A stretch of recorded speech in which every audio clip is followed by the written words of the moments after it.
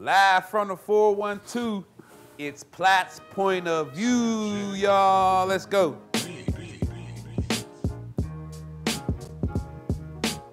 Hey, welcome back. Platt's Point of View, second part. Me and my man Jamo holding it down, you know. And I had forgot to touch on something before we went off the air. We're back on. Darren Collison recently said that he's trying to come back to the NBA. You know, he's a point guard. He's pretty steady. He has a career scoring average of 12 points a game, 5 assists, 1.2 steals. He shoots 47% from the floor, and he's a career 39% three-point shooter, and he shoots 85% from the foul line. Last season, he averaged for the Pacers 11.6 assists, 40% three-point shooter, 83% foul shooter, and he shot 46% from the floor. June 28th, Collison retired from the NBA to focus on his faith. Now Darren Collison says he wants to be back in the NBA, and whoever signs him could impact the playoff race. He's rumored to be only interested in the 2 LA teams, though, the Lakers and the Clippers. The Bulls, Suns, Spurs, and Milwaukee Bucks are interested in Darren Collison. So what I want to say, Jamo, is what do you think of Darren Collison? And I think he's a quality point guard. I think he actually has still some starter skills left. I liked him coming out of UCLA, and I think whoever signs him, I think they're going to get a leg up in the playoff race. I'm hoping he comes to the Lakers. Agree, 100%. He's solid point guard. He's a person to come in your team, your locker room, impact, leadership. You know, again, know his role. I think, again, Lakers, Clippers, whoever sign him, hopefully Lakers sign him as being a Laker fan. Impact, immediate impact. Right. Immediate. Yes. Yes, and he's a steady Yeti at the point guard spot, man. Yeah, he's not going to turn the ball over too much. He's going to run the offense. He knows when to run a fast break. He has clutch three-point shots. Like I said, Darren Collison's decent, man. So hopefully you come to the Lakers. Don't go to the Clippers, man. There I got Pat Beverly and Shaman and those other guys. You come to the Lakers, man. Come to the Lakers, Darren Collison. So, yup, good luck, Darren Collison, though. We'll see what happens. So next up, we're going to do the National Championship title game preview. You got Trevor Lawrence and the Clemson Tigers against Joe Burrow and the LSU Tigers. It's actually the battle of the Tigers, and both of their places, they call it Death Valley. But I'm going with Trevor Lawrence. I think he has ice in his veins. I think he's like a prototypical quarterback. I think they're battle-tested. I think the coach, Debo Sweeney, is 69-4 his last 73 games. Like, he's awesome. He has swag. I think that the defense, they're going to be ready for Joe Burrow. I don't think Joe Burrow's seen no dudes like these boys. And I think it's going to be close, but I like Clemson by a touchdown. And I think that the key matchup is going to be the Clemson secondary versus the LSU wide receivers. And people forget that A.J. Terrell and them boys, man, they took it to Tua Tagovailoa on them last year. Like, they're not going to be scared. They're not going to be scared of Joe Burrow and his fast rise to fame. And so I got Clemson winning this, man. Also, a key player I'm looking at, Isaiah Simmons. In the secondary, they line him up at they line him up at slot. They line him up at linebacker. They line him up at safety. They blitz him as a defensive end. And I think he's going to have a major impact. And on offense, I really like Travis Etienne. Yeah, definitely. So I'm taking Clemson, man. It's crazy that Clemson, even being the defending national champions, they kind of under the radar, believe it or not. Isn't that crazy? Right. But I'm going to go with LSU, man. I think LSU, you know, for the first time in a long time, their offense is looking more, it's more fluid. You know, it ain't more pound and ride, play D. I like Joe Burrow and all and the guys. I like the receiving core they got. And I'm just going to take LSU in this game. Yeah? Yeah, I like LSU. That's cool, man. That's cool. We're going to see, man. Hopefully next time I see you, I can say, Clemson won. Trevor Lawrence, man, I'm trying to tell you. You know, it wouldn't surprise me. You know? Yeah, this is going to be a game, man. It's just so much build-up and so much hype for this game, man. This is a 5-star game. Get your popcorn ready, extra butter. I'm telling you, I'm putting my phone on silent. I don't want to talk. I'm watching Clemson and LSU go at it, the battle of the Tigers. So you got LSU. I got Clemson, and we're going to check back on this and see. But there's been a lot of talk about a lot of these quarterbacks, and I'm going to give y'all some NFL projections. And we're going to start off with Joe Burrow. Joe Burrow, LSU quarterback. He's 6'4". He's 6'4", he's 215. He's very accurate. They got LSU. He's put LSU up to the task, and his passes are perfect. He throws with a good sense of anticipation. He also shows a nice touch on the deep ball. Burrow does a lot of the little things well.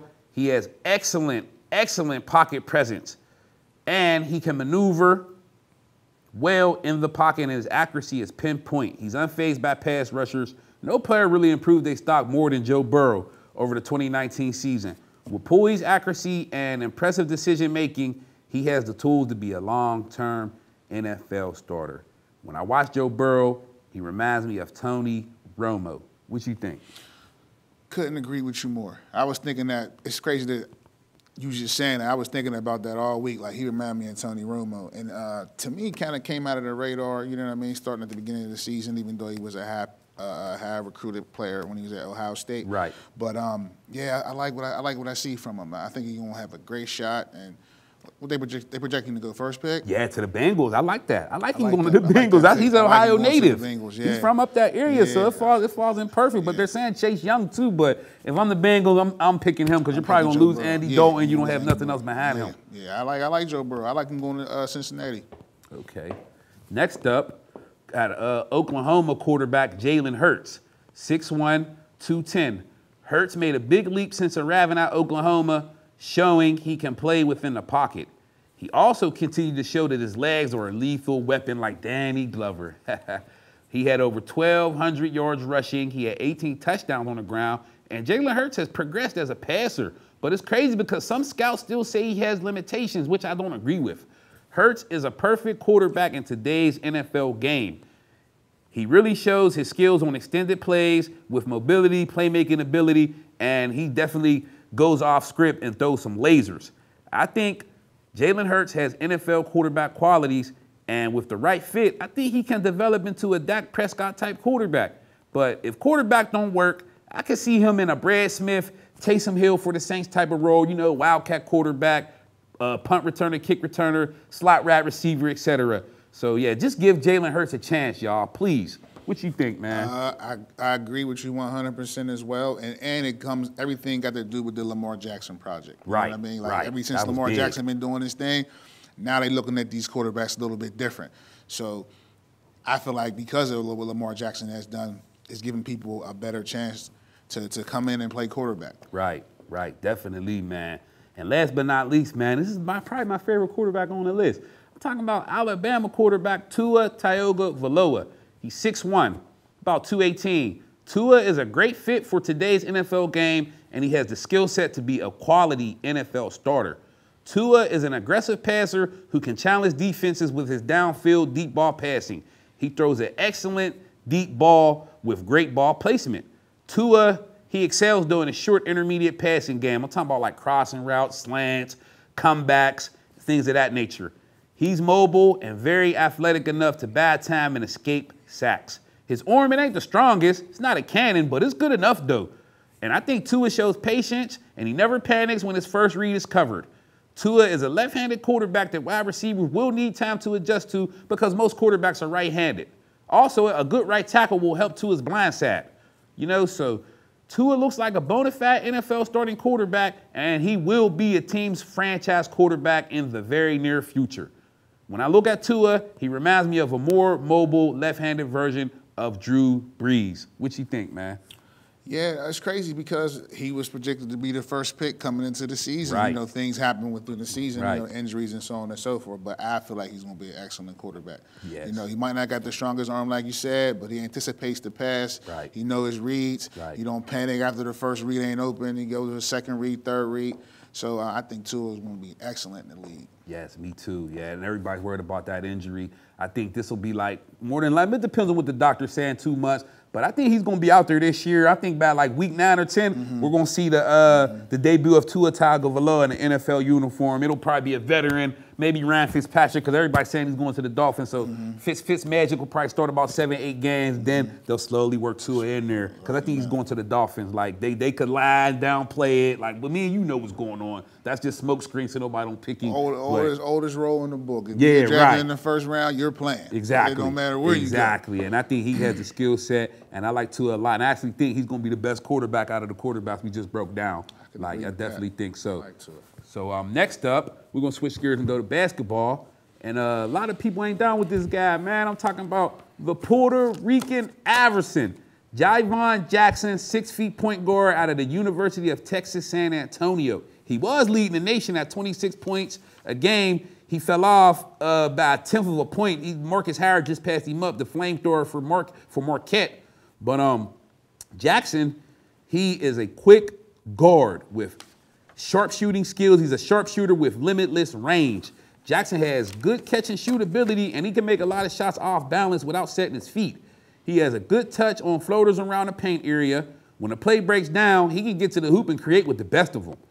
Jackson is a superb guard with some serious skills, man. So y'all sleeping in, y'all ain't down with him. Pay attention, man. They call this guy the Puerto Rican Iverson for a reason. He's killing for University of Texas, San Antonio. And if they make the tournament, man, these boys can make some noise, man. What you think?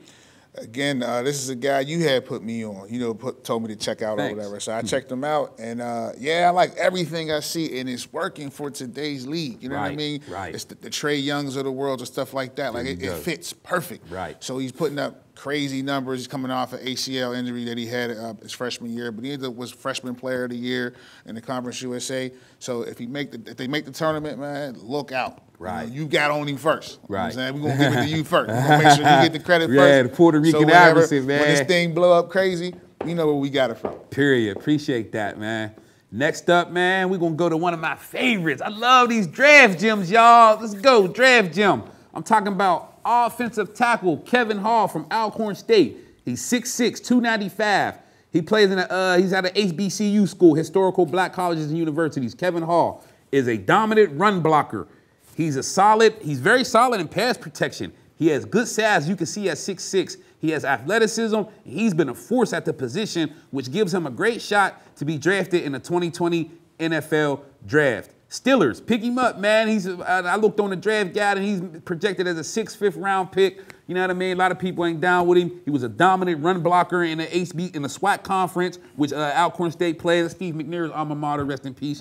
But yeah, Kevin Hall, man, he's a good run blocker, man. You got to check him out, man. He's pancakes guys, man. Ton of gems that definitely come out a draft gem. Yes, a lot. Yeah, Darius Leonard. We had one. Javon Hargrave, South Carolina State. Ton of gems. Yeah, so them dudes, they be balling, man. So you need somebody on the O-line. Yeah, Kevin Hall, drafting. Next up, my other draft gem, talking about Gabriel Davis, 6'3", 210, wide receiver out of the University of Central Florida. Davis has size, good deep speed. He wins 50-50 balls. He shows the ability to adjust on the fly. He has good ball tracking skills. And for what it's worth, he had a big game against Pitt. He had a big game against South Florida, 8 catches, 106 yards. Connecticut, 5 catches, 119 yards. East Carolina, 9 catches, 164 yards. He's a big, tall, wiry receiver, and I think he's going to make some noise. He'll probably be a good day 2 selection. Gabriel Davis, University of Central Florida. Another steal. Knowing your draft work, knowing your scouting, knowing what you got going on, especially like a team like Pitt. If you play Pitt and the Steelers might have had an eye on him, hey, man, who knows what happened. Right. But, another gem. Yeah, I like him a lot. He's wiry, and I think he's going to make some noise. Yeah. So, yeah, good luck, Gabriel Davis. Yup. So next up, man, let's go to the old school, new school segment. Old school, new school, youngest take notice. Old school, new school, youngest take notice. Old school, new school, youngest take notice. Old school, new school, y'all. Okay. Our old school person of the day is one of my favorites. I'm talking about wide receiver return specialist for Notre Dame, 5'11", 190, Rocket Ishmael. Rocket was one of the most feared and electrifying players to ever play college football. By 1989, he was a household name. He excelled as a runner, receiver, and returner. He was a consensus All-American in 1990. He won the Walter Camp Award in 1990, which goes to the NCAA College Football Best Player of the Year. He was a Heisman Trophy runner-up in 1990. He also went to Canada, and when he was up there, he won the Frank M. Gibson Trophy. That's the CFL's most outstanding rookie. And he also won a Grey Cup, which is like the Canadian Super Bowl. He was the Grey Cup champion in 1991, and he also was the MVP of the Grey Cup in 1991. And he also was a CFL All-Star in 1991. So coming out of Notre Dame in 1991, Rocket Ishmael was a 4th-round draft pick of the LA Raiders. They were the LA Raiders back then. But he chose to sign with the CFL and play for the Toronto Argonauts. Rocket Ismail's rookie season started off with a blast. He had 64 catches, over 1,300 yards. He averaged 20 yards a catch, 9 touchdowns, and he ran a punt back. His second CFL season, he kind of fell off a little bit, but he still balled out. He had 36 catches for 651 yards, 4 touchdowns, and he also ran another punt back. After the CFL season in 1992, Rocket Ismail decided to finally come to the NFL and sign with the LA Raiders. He played 9 NFL seasons with the LA Raiders, the Carolina Panthers, and the Dallas Cowboys. I remember that. Rocket Ismail's best NFL seasons were in 1998 and 1999, as he had over 1,000 yards receiving in both years. The ever-dangerous return specialist, Rocket Ismail, old school, y'all. And one thing, I'm gonna pass it to you, J-Mo, real quick before we get to the new school. One thing I remember about Rocket Ismail, when he used to play and they kick off, the whole stadium used to stand. Absolutely. You know why they used to stand up? Because he was that electrifying. Nobody sat down until Rocket Ismail ran the ball, because everybody anticipated him running it back or making a crazy dipsy-do move, making somebody miss. Like, he was so agile, he had good agility, and he was the man. Man, that's my childhood. You know, right. Rocket Ismail, he's the childhood. He go outside, practice, doing things like he was doing, to the point where most people don't even know his real name. Right. They just know him as Rocket. Right. Because he was that good, he was that electrifying. So that's childhood right there. Salute to Rocket Ismail. Right, and we will go to the new school person. I'm talking about, I brought him up earlier, my rookie of the year, Arizona Cardinals quarterback Kyler Murray, 5'10", 200 pounds. This past season, he had 20 touchdowns to only 12 inners. He threw for over 3,700 yards. He coming in at completing 64% of his passes. He rushed for 544 yards with 5.8 yards per carry. That's good. He had 4 rushing touchdowns, too, and an 87 quarterback rating. Kyler Murray entered the NFL as a severely undersized quarterback, but with rare playmaking ability. Many people doubted he could succeed as a 5'10" quarterback. Are you kidding me?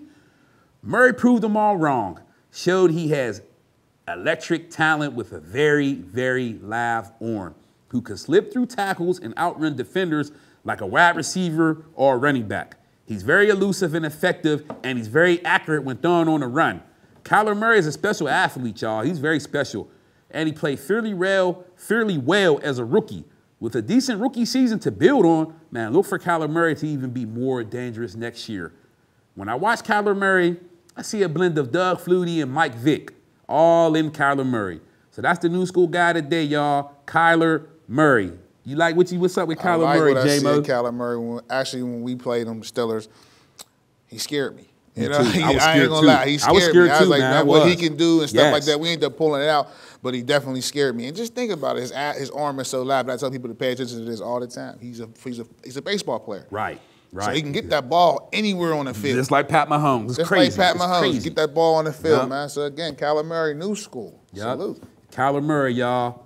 And next up, we hit the high school ranks, high school spotlight. I really like this guy too. I'm talking about West Green running back, Ben Jackson, 6'1", 215. He was the single-A player of the year, and he was all-state single-A. Ben Jackson is the first and only running back to rush for over 3,000 yards in a single season. Jackson set the Whipple single-season rushing record with 3,076 yards on 303 carries, and he also had 50 touchdowns. Ben Jackson finished his career with 7,105 rushing yards. Yeah, he hit the 7,000-yard milestone, which is remarkable. And for those who think Ben Jackson didn't play quality competition, Ben Jackson excelled against elite defenses with some pretty good athletes. He had 156 yards on 31 carries against Stowe Rocks, and he had 155 yards on 30 carries against Whipple champ, the mighty Clareton Bears. So he's balling. Jackson averaged 15 yards a carry for the 2019 season. That's amazing, J-Mo. Next year, Ben Jackson will take his talents to Army. Yes, he'll be an Army cadet, y'all. Ben Jackson, ball out. I'll be paying attention to that Army-Navy game and so on and see y'all schedule. I hope they'll reinsert you because I want to see you ball out next season. So good luck, Ben Jackson, our high school spotlight. And last but not least, turn up and get lit segment. Turn up and get lit. It's time to turn up and get lit, man, for real. Turn up and get lit. Okay, our turn up and get lit, I'm calling out the Clemson secondary for the national title game Monday night. A.J. Terrell, cornerback. He sparked Clemson last year in the title game with the pick 6 of Tua Tagovailoa. That set it off. This year, I'm looking at Isaiah Simmons, Tanner Moose, and the crew. It's time to show LSU you guys ain't playing no games. People still sleeping on y'all. Nobody's giving y'all credit. Y'all the national champs, man. What the heck? So I know you guys are going to come to play A.J. Terrell in the secondary. I'm predicting you guys are going to be balling. You're going to make some plays in the secondary, and you're going to shut Joe Burrow down. So Clemson secondary, I need y'all to get lit, make me look like a genius, and it's time to turn up and get lit. Clemson secondary, let's go. What you think, J-Mo? I like Clemson secondary, but I like LSU to win the game. I know. You said that. You said that. I hope Jefferson didn't do his thing and Joe Burrow do their thing. But it should be a great game. Yes, man. It should be a great game. I'm excited. I'm excited. I'm so excited too, man. I had to call him out. Yeah. Turn up and get That's lit. Right. My last turn up and get lit was Trevor Lawrence, and he made me look like a genius. Look good. So now I'm calling out the secondary. That's right. Let's go, Clemson secondary. Let's go. So thanks again. Glad you guys joined us. Appreciate my man J-Mo. Thanks, man. Thanks for having me. Yup, definitely appreciate him. And we'll see you guys next time on Platt's Point of View. Everybody have a good weekend. Enjoy the game Monday night. Out. CJ on the